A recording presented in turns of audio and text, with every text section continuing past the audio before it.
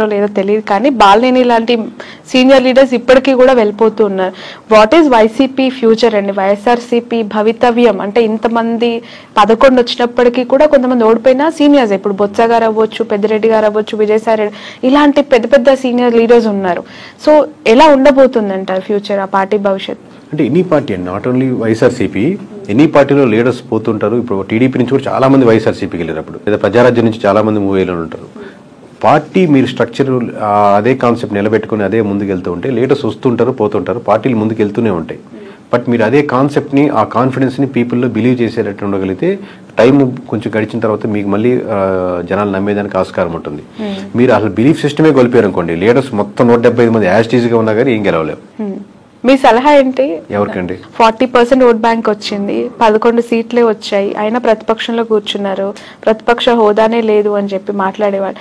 మీరు ఒక కేకే కన్సల్టెన్సీ నుంచి యాజ్ అ సిఇఓగా జగన్మోహన్ రెడ్డికి కావచ్చు, వైఎస్ఆర్సీపీకి కావచ్చు, వెళ్తాం అనుకునే లీడర్స్ కావచ్చు, వాట్ ఈస్ యువర్ అడ్వైస్? ఒక్కొక్క ఇండివిజువల్ ఎమ్మెల్యేకి ఒక్కొక్క నియోజకవర్గం బట్టి ఆబ్వియస్గా మేము ఇదే టెక్నికల్గా మేము ఇదే వాళ్ళ దగ్గర మనం చార్జ్ చేసి తీసుకొని అక్కడ వర్క్ చేసి సర్వే చేసి ఏది కరెక్ట్ ఉంటుంది, బాగుంటుంది, ఏది గెలిస్తే బాగుంటుంది అని చెప్తుంటాం. బట్ మీరు జనరలైజ్ స్టేట్మెంట్ అడుగుతున్నారు కాబట్టి ఇమీడియట్గా చెప్పలేదు. కొంతమంది ఏంటంటే అండి, నేను మళ్ళీ నెక్స్ట్ టైం గెలవాలి అనేది వస్తుంటారు. ఈ పార్టీ కాబట్టి ఏ పార్టీ అయినా గెలవాలి, నేను గెలిస్తే చాలు, ఏ పార్టీ అయినా పర్లేదు అది చెప్పండి అంటుంటారు. సో ఓవరాల్గా మీకు ఎక్కడైనా సరే ప్రజలు ఏం కోరుకుంటున్నారో ఆ ప్రజల పర్స్పెక్టివ్ మీరు వర్క్ చేస్తున్న రెడీగా ఉందా లేదా, ఫ్యూచర్లో నాకు ఇక్కడ అవకాశం ఉంది అనుకుంటే రైట్.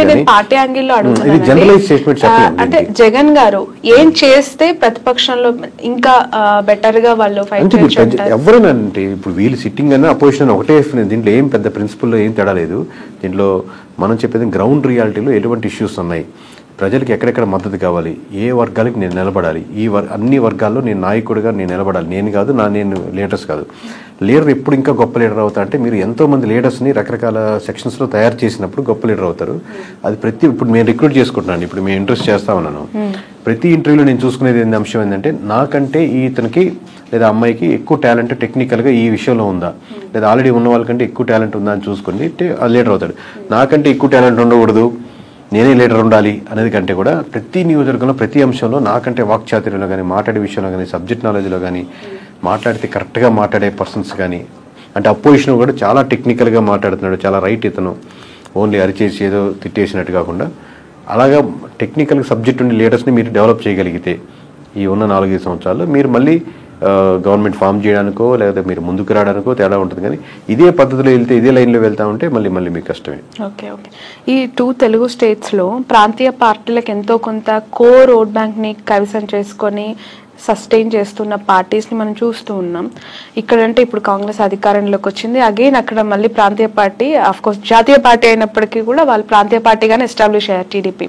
సో ఒక ప్రాంతీయ పార్టీ యొక్క ప్రభావము, వాళ్ళ ఇంపాక్ట్స్ 2 స్టేట్స్లో ఇంతకాలం చూసిన ప్రజలు మతతత్వ రాజకీయాల్ని, మతతత్వ పార్టీలను ఎంకరేజ్ చేస్తాయా, కన్సిడర్ చేస్తాయా? అంటే ఇప్పుడు నేను నేషనల్ వైడ్గా చెప్తున్నా కదండి, మతానికి ఉన్న సంబంధించిన ఓట్ బ్యాంక్ అంటే ఇక్కడ ఎస్పెషల్లీ 2 తెలుగు స్టేట్స్ గురించి నేను మాట్లాడు. అంటే కంపారిటివ్ నార్త్లో పోలిస్తే ఇప్పుడిప్పుడే సౌత్లో బీజేపీది కూడా ఇంకొంచెం ఉంది. కంపారిటివ్ చెప్తున్నాను, నార్త్లో ఎక్కువ బీజేపీ ఆల్రెడీ ఒక సాచ్యురేషన్ పాయింట్కి వెళ్ళిపోయింది. బట్ సౌత్లో ఇప్పుడిప్పుడే అక్కడక్కడక్కడ ఆ టైప్ ఆఫ్ చిగురిస్తూ లేదా ఆ థాట్ ప్రాసెస్లో ఉండి మన ధర్మం అనేది ఆలోచిస్తున్నారు. బట్ అది ఓట్ బ్యాంకింగ్ సరిపోదు గెలిచేదానికి అనుకుంటున్నాను. ఒకసారి మీకు సెంట్రల్లో బీజేపీ తగ్గిపోతుంది అనుకోండి, దాని ఇంపాక్ట్ మన స్టేట్లో కూడా పడుతుంది. మొత్తం స్టేట్లో సెంటర్లో మనకు గవర్నమెంట్ మారుతుంది అనుకోండి, అది మన స్టేట్కి వచ్చేసరికి కూడా మన ఇంపాక్ట్ పడుతుంది.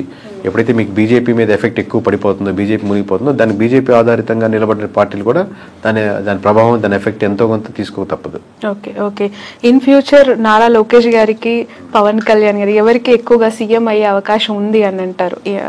మీ అజంప్షన్ ఏంటి? అది చెప్పలేము. ఎందుకంటే అండి ఇది హైపోథెటికల్గా ఆబ్వియస్గా చంద్రబాబు నాయుడు గారు ఉన్నంతసేపు ఆయన గవర్నమెంట్ రన్ అవుతూ ఉంటుంది, 5 years ఇబ్బంది లేదు కదా. But going forward obviously TDP బలంగా, టీడీపీ కార్యకర్తలు కానీ ఎట్లాగైనా సరే మా చంద్రబాబు నాయుడు గారు సీఎం ఉండాలి, దాని తర్వాత లోకేష్ గారే వాళ్ళు కోరుకుంటారు. పవన్ కళ్యాణ్ గారు ఫాలో అయ్యేవాళ్ళు ఆబ్వియస్గా పవన్ కళ్యాణ్ గారు సీఎం అవ్వాలి, ఇంకా సీట్లు 21 నుంచి మేము 71, 100 సీట్లు వెళ్ళాలని కోరుకుంటారు. బట్ ఇద్దరు కూటమిగా వెళ్ళాలనుకుంటున్నారా, సెపరేట్గా వెళ్ళాలనుకుంటున్నారా? మీరు ఇందా చెప్పినట్టు టీడీపీ సెపరేట్ అయ్యి బీజేపీ ఆబ్వియస్గా బీజేపీ జనసేన వెళ్ళాలనుకుంటున్నా, దీనివల్ల ఇట్లా సెపరేట్ అయితే మళ్ళీ వైఎస్ఆర్సీపీకి ఫెచ్ అవుద్దా? ఎన్ ఫ్యాక్టరీ వేస్లో ఉన్నాయి కాబట్టి ఎవరి కార్యకర్తలు వాళ్ళు లీడర్ అవ్వాలనుకుంటారు. మాది ఏంటంటే ప్రజలు ఇప్పుడు ప్రస్తుతానికి ఏమనుకుంటున్నారు, ఎలా చేస్తే ప్రజలకు బాగుంటుంది. ఇంకా ఆబ్వియస్గా ఏపీ మన సొంత స్టేట్ కాబట్టి ఈ డెవలప్మెంట్లో మనం కూడా ఎంతకైనా భాగస్వామ్యం అయితే ఇది బాగుంటే బాగుంటుంది అని మనకు ఒక స్వార్థం కూడా ఉంటుంది మంది కాబట్టి. ప్రజలు ఏమనుకుంటున్నారు అనేది మీరు చెప్తానంటున్నారు. పిఠాపురం ప్రజలు ప్రస్తుతం ఏమనుకుంటున్నారు? పవన్ కళ్యాణ్ గారు ఎమ్మెల్యే అయ్యారు, డిప్యూటీ సీఎం అయ్యారు, ఒకసారి ఛాన్స్ ఇవ్వమన్నారు, గెలిపిమ్మన్నారు, అవకాశం ఇచ్చేశారు. అన్ని ఆయనకు కావాల్సిన 21కి 21 కైవసం చేసేసారు. So towards Pawan Kalyan what is AP people? High అయితే ఫస్ట్ ఆఫ్ ఆల్ ఉంటుందండి. ఆబ్వియస్గా అందరు పవన్ కళ్యాణ్ ఓట్లు వేసిన వాళ్ళు ఎవరైతే ఉన్నారో వాళ్ళకి ఆబ్వియస్గా మనం వేసిన పార్టీ గెలిచింది కాబట్టి ఒక హై ఉంటుంది. బట్ ఆ హై అలాగే కంటిన్యూ అవ్వాలంటే ఆ లోకల్ ఇష్యూస్ ఏదైతే ఉన్నాయో అడ్రస్ చేస్తూ మిగతా రోజుల్లో అది కాలువలు కావచ్చు, రోడ్స్ కావచ్చు, సమస్యలు కావచ్చు, అన్ఎంప్లాయ్మెంట్ కావచ్చు, చిన్న చిన్న ఫ్యాక్టరీలు కావచ్చు, లోకల్ కుటీర సంస్థలు కావచ్చు, అక్కడికి వెళ్ళే చిన్న చిన్న హాస్పిటల్స్ కావచ్చు, ఈ ఇష్యూస్ మీద కాన్సన్ట్రేట్ చేస్తే ఆ హైకి తగ్గట్టు రెస్పాన్స్ ఇంకా డెవలప్మెంట్ అవుతూ ఉంటుంది. ఒక పాయింట్ మీద అయితే చెప్పలేరా? అదేనండి, అది కంటిన్యూ చేయాలి. ఇప్పుడే కదా స్టార్టింగ్, ఇంకా కంటిన్యూ చేయగలిగితే దాన్ని ఉంటుంది. కానీ ఆ హై మటుకు ఉంటుంది అంటున్నాను. మిగతా నియోజకవర్గాల్లో లేని హై పిఠాపురంలో ఉన్న వాళ్ళకి హై వస్తుంది. అందుకని మనం వేసి గెలిచాడరా, మనం అంటే మొత్తం రాష్ట్ర వ్యాప్తంగా ఇచ్చారు. ఇప్పుడు మాకు తెలుస్తుంటుంది కాబట్టి లోకల్గా వాళ్ళు గెలుస్తారా ఓడతారా, మెజారిటీ ఎంత 10,000 20,000 ఇంత హైతో చూశారు కాబట్టి రిజల్ట్ రాగానే ఆ హై కంటిన్యూ అవుద్ది. బట్ హై కంటిన్యూ అలాగే అవ్వాలి అంటే మీరు ఇష్యూస్ మీదే ఐడెంటిఫై చేసి వర్క్ చేయాలి. ఓకే సార్, మీకు ప్రెషర్ ఎంతవరకు ఉంటుంది ఈ సర్వీస్ అని చేస్తూ ఉన్నప్పుడు? ఎందుకనంటే ఒక ఇంటర్వ్యూ చేస్తే మాలాంటి వాళ్ళ మీదనే బురద జల్లే ప్రజలు, లేదంటే అలాంటి పీపుల్ మనం సొసైటీలో యాజ్ ఆఫ్ చూస్తూ ఉన్నాం.